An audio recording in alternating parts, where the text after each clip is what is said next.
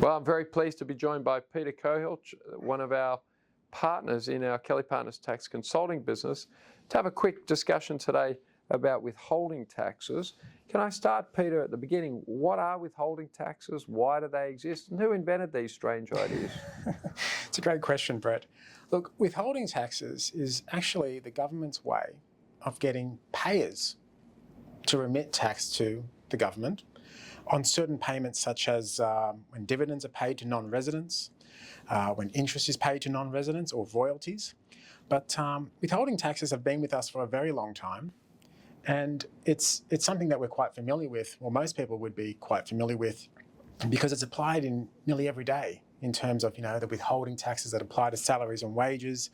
We're all probably familiar with withholding taxes being applied to interest where tax file numbers haven't been declared.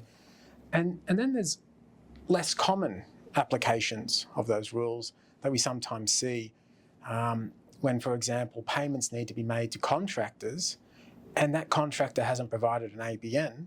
Well, then that's another situation where withholding tax needs to be remitted. But from an international tax perspective, withholding taxes can become quite important when we're talking about dividends, interest and royalties that are paid to foreign residents. Or proposed to be paid.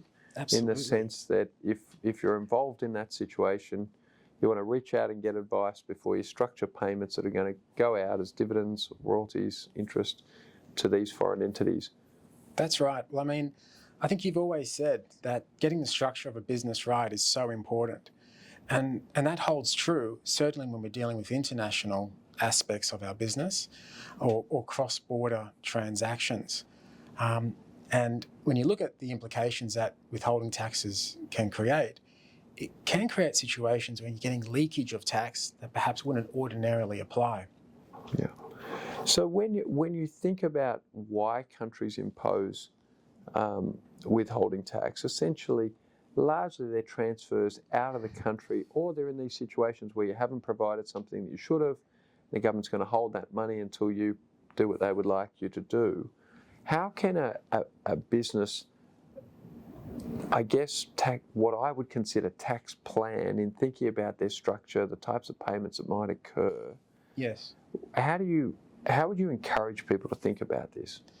You got to think about it prospectively. And often, particularly when we're talking about, if we're talking about interest, well, we're talking about how are we funding a business? Okay, are we going to fund a business via a capital introduction, or are we going to fund it with debt?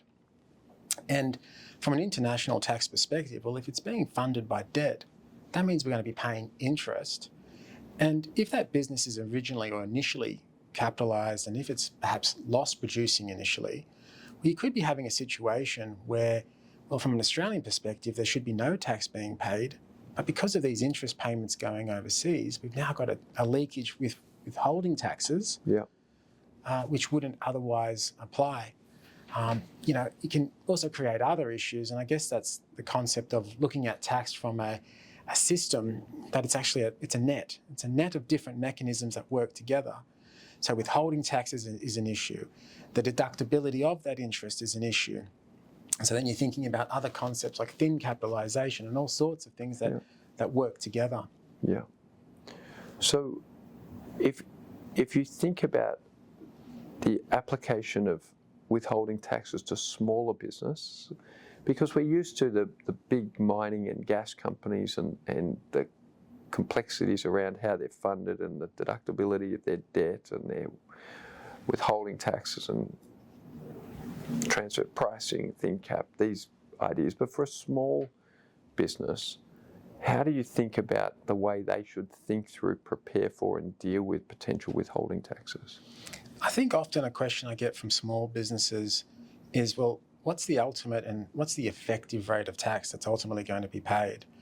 And often we'll have business that's established overseas and then investment into Australia. And I think that then raises the question of, well, if we're repatriating income to overseas, well, what's the most effective way of doing that?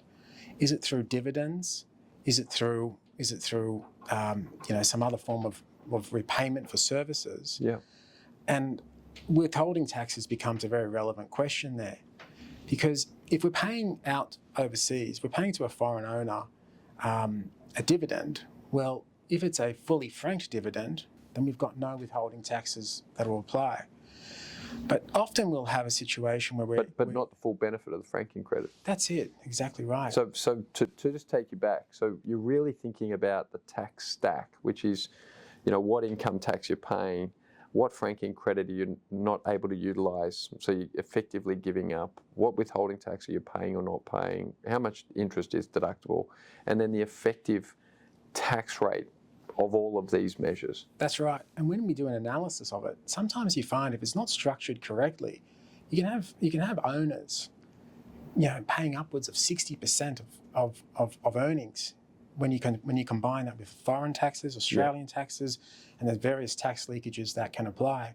So it always comes back to what's the plan?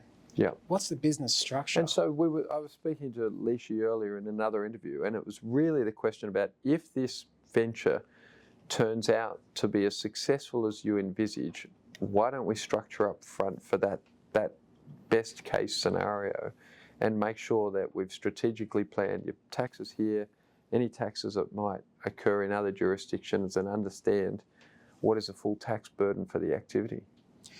I think that's a great idea, and it's something that we as a tax team often do. And it can get complicated because sometimes you'll have certain owners in one jurisdiction, another owner in another jurisdiction. With different tax treatments. That's it. And you're trying to work out, what's the best way to set this up when you've got people in different jurisdictions, and what is the way to achieve the lowest, or at least the effective most rate of neutral. tax. Yes, exactly. So the answer to that is we've got to get in there early. You've got to do planning and work through what are people's objectives and what do they want to do for the business and where do they want to live and everything else. Great. So failure to comply, what are the impost penalties or other remedies for failing to comply, deliberately or often, as we've seen, people just not understanding their obligations? I think, unfortunately, withholding taxes can often be something that's a bit of an oversight. People set up businesses and not actually think about, what's going to happen when we go to repatriate income? So failing to plan. Failing to plan and then failing to actually withhold generally means that when we're dealing with things such as interest and royalties, that those expenses, which can be quite significant, will not be deductible until the withholding tax is paid. Yeah. So that's one part of it. But the other part of it is that where you fail to withhold, the ATO can apply a penalty, and that penalty is equal to the amount that you fail to withhold. Yeah. So 100% penalty. That's it, 100% penalty. And because it's a penalty, won't be tax deductible. Yeah. So over my long career, the upfront cost of good advice often looks steep, but if regarded as an investment that does genuinely have a return, then planning planning to win is critical. 100% upfront taxation advice is not a cost, it's an asset. Yeah. It's an asset that keeps paying dividends year after year after year. Well, great to have this short discussion, and I hope that piques people's interest. And if it does, please be in touch with Peter and the team. Thanks, Brett. Have a great Great to day. meet you.